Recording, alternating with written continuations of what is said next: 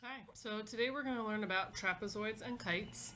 So there are two kinds of trapezoids. You can see this top part is a non-isosceles trapezoid and the bottom is isosceles. So in just a trapezoid, the only thing that's true is that you have one pair of parallel sides. In this case, it's the top and the bottom. Your trapezoid could also look like this, where again the parallel sides are the tops and the bottom. But if you rotate it, now the parallel sides are on the side. So either way, doesn't make a difference. You just have one pair of parallel sides. So in this case, it's the right and the left. If it's isosceles, just like an isosceles triangle, that means the two legs, these are called the legs, are congruent to each other. So you have two legs congruent. Okay, and the other thing that we add here, I know this is not really easy to see, but the diagonals are congruent. So from here to here, that diagonal, let me highlight it for you.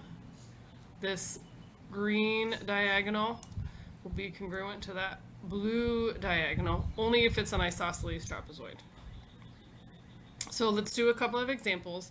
And when you're doing the examples, you need to make sure that you're paying attention to whether it's an isosceles trapezoid or just a non-isosceles. So here we can see it's a trapezoid because these are parallel, but the sides are not the same. So this one, the only things we know is that the consecutive angles are supplementary. I forgot to underline that up here. So consecutive angles means angles that are right next to each other. So if you look at this angle and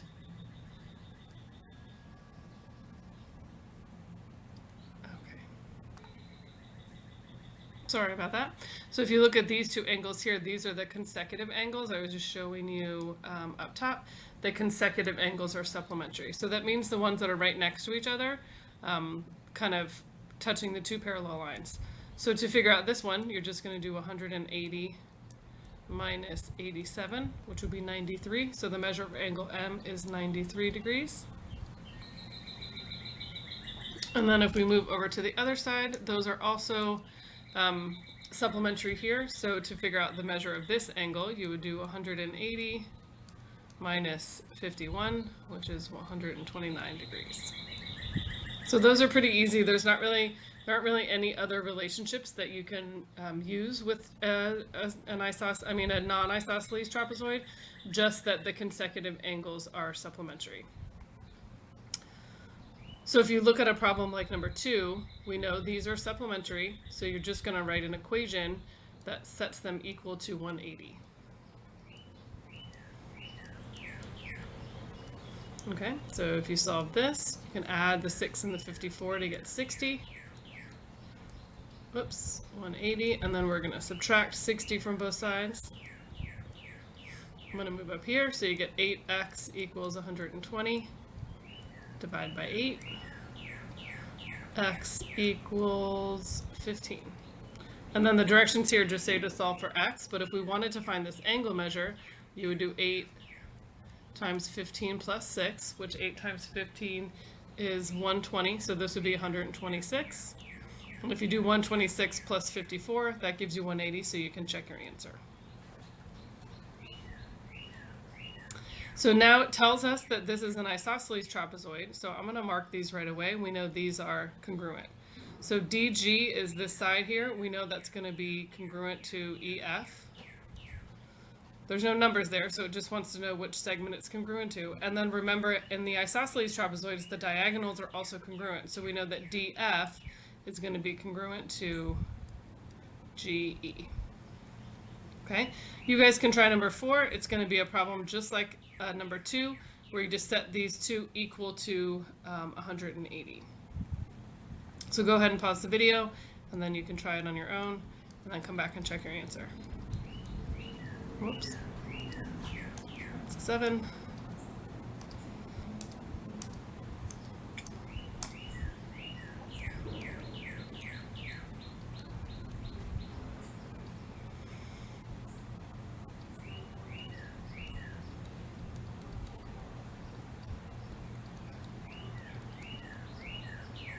You move over here, you ran out of space.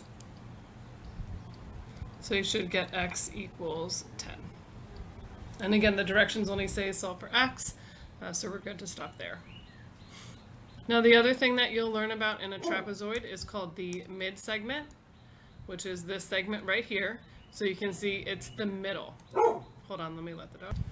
Sorry about that interruption. So the mid-segment again is the middle. So it's kind of hard to see on this copy, but these are marked congruent. So this is congruent to this, which tells you that F is the midpoint. And then this part is congruent to this part, which tells you that E is the midpoint. So that makes it a mid-segment. So the mid-segment is parallel to the bases. There's two things you need to know. And you can kind of see that if these two are parallel, that one's also going to be parallel. And then the other thing that you need to know is that it's half of the sum of the bases. Sum of bases, or the average. So the average you would, add the two things and divide by 2. So it's the same thing. Half of the sum is the same thing as the average. So if we're given information here, it's going to tell us, we know that AB is 14, and we know that DC is 26, and we're finding EF, which is the mid-segment. So you just add those two numbers, and then divide the whole thing by 2. So if you're going to put it into Desmos, you need to make sure that you're making the whole thing an entire fraction, or else it's just going to divide the 26 by 2. So 14 plus 26 is 40, and then 40 divided by 2 is 20. So this would be 20, which also you can count. 20 minus 6 is 14, and 20 plus 6 is 26, so it's right in the middle of those two. Now another kind of problem that you might have is that it gives you the mid-segment. So this is 22, it says EF is 22, DC is 38, and we need to find AB, which I'm going to make that an X. So here we're just going to have to write an equation. So we know X, which is the top, plus 38, which is the bottom, divided by 2 is equal to 22. And when you're solving this, you can multiply that side by 2 and that side by 2. The top stays the same because multiplying by 2 just cancels out the bottom. So we're going to keep this X plus 38 equals 44. Subtract 38 from both sides, so X would be 6. Which makes sense because it's going to be the smallest of those three numbers. So if you have expressions on more than one, again, you just have to remember it's base 1 plus base 2 divided by 2 equals the mid-segment. So this is just going to be a longer equation. We're going to have X plus 14 plus 38. So those are the two bases. Doesn't matter which one goes first. And that's going to equal 5x minus 19. So now we're going to multiply both sides by 2. And when we multiply this, combine what I circled in purple there. So I get x plus 52. And then this is going to be 10x minus 38 because you're distributing that 2 to both sides. I'm going to start by moving the smaller variable, and that'll end up so that I'm working with a positive variable. You could subtract 10 if you want, but then you have a negative on this side, which is fine too. You'll get the same answer. Just if you move the smaller, you'll end up getting a positive number. So then we're going to get 9x on the right side, and we're going to add these and get 90. So then x equals 10. Now in this case, it tells us that we're looking for yz, which is that mid-segment. So now I'm going to plug the x value into that expression.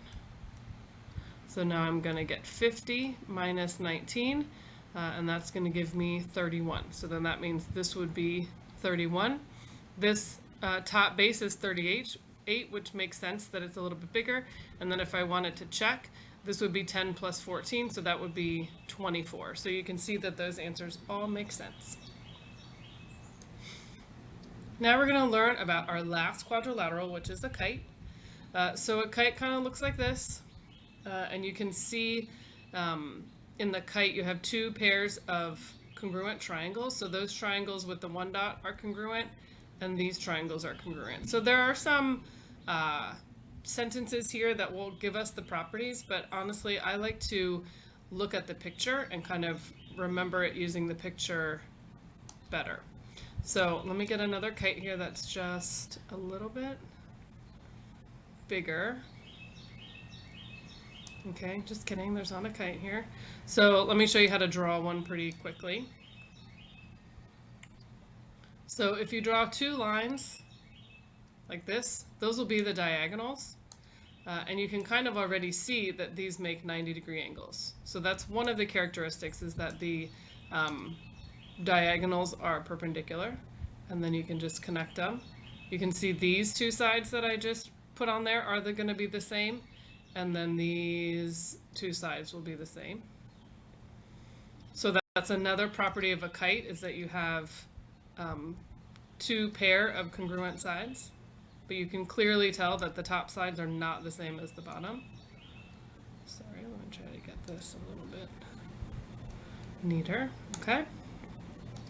So now if we go through the properties, again, we know that this side's the same as this side, and then this side's the same as this side. And since the triangles are congruent, we know that this angle is the same as this angle, and we know that this angle will be the same as this angle. And then I'm just going to put dots for the other ones so I don't have to keep adding arcs. We know those are the same, and we know those are the same. So they're all going to be different from each other, except these two here on the side, but you can see that they're all, there's congruent pairs, and you can see that this triangle up at the, or the two triangles up at the top are congruent, and the two triangles on the bottom. So then that also makes this side right here congruent to this side. So it's a little easier, I think, to remember the picture rather than trying to remember all the words here. Okay, and because it's a quadrilateral, remember the sum is always 360 when you're dealing with a quadrilateral. So the total of anything with four sides is going to be 360 degrees.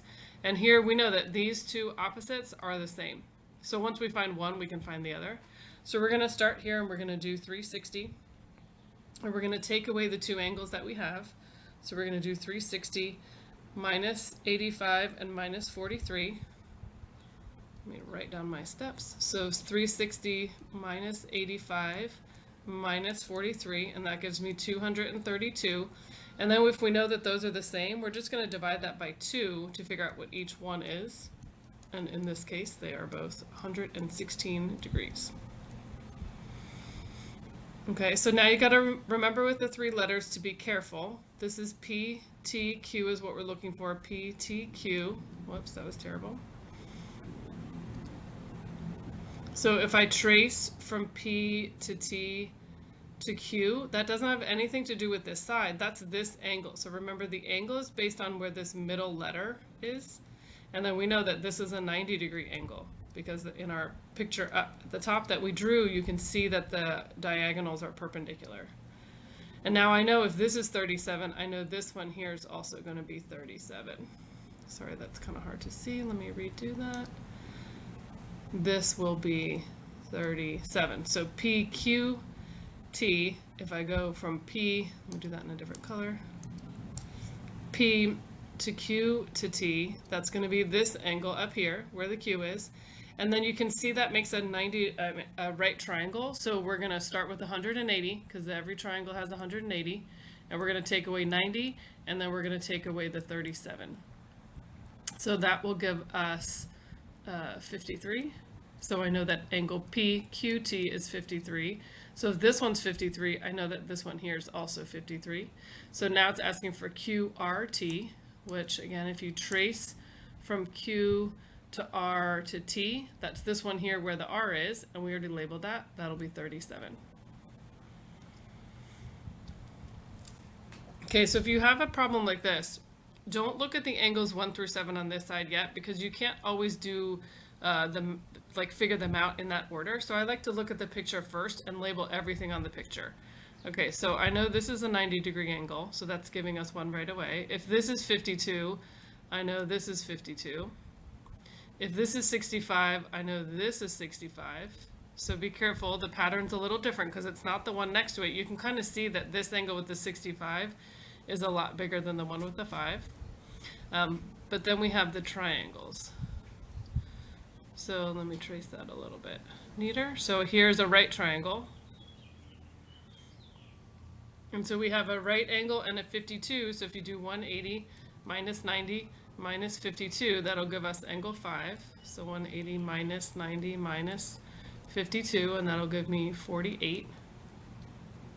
I'm sorry, 38. Okay, so angle 5 is 38, and that means angle 6 is also 38. Now if we go to the other set of congruent triangles, sorry. We look at these red triangles. We know that this is 90 and this is 65. So to figure out angle 1, you start with 180, subtract 65 and subtract 90, and that'll give us 25.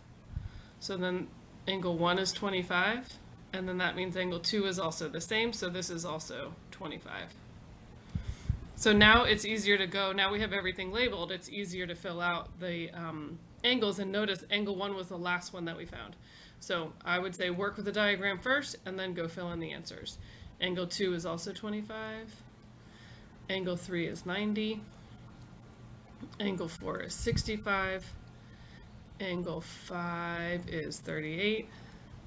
Angle 6 is 38. And then angle 7 is 52. Okay, so last one with kites. If WX is 14, so that's this side right here, and WR is 8, we need to find RZ, which is this side down here, which is the same as this side right here. So you see that right triangle. I'm going to redraw that right triangle here, where I have an 8 here and a 14. And then this is what we're looking for. So here we're going to use Pythagorean theorem again. A squared plus b squared equals c squared. That's not going to go away.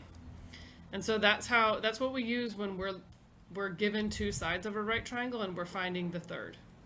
So remember, the one that matters the most is the C. That's the one that's across from the right angle. The other two don't matter. So now when we plug this in, we're going to get 8 squared plus x squared equals 14 squared. So this will give me 64. 14 squared is 196. And then we're going to subtract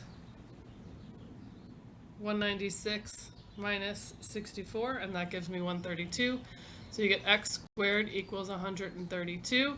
And because we're dealing with lengths here, we can just take the square root of that, and you can give me a decimal, and that'll be 11.5. So we did the square root of both sides, and that gives me 11.5 if you round it to one number after your decimal. Okay, so also on these notes here are everything that we've done on every four-sided shape. So remember, this is a parallelogram. That's what we started with before spring break. And then we talked about the special parallelograms. If it just has 4 congruent sides, then this is a rhombus. If we add just the 4 right angles to the parallelogram, that's a rectangle. And then if we put everything together, that's a square. And then today we talked about trapezoids. And then this is an isosceles trapezoid.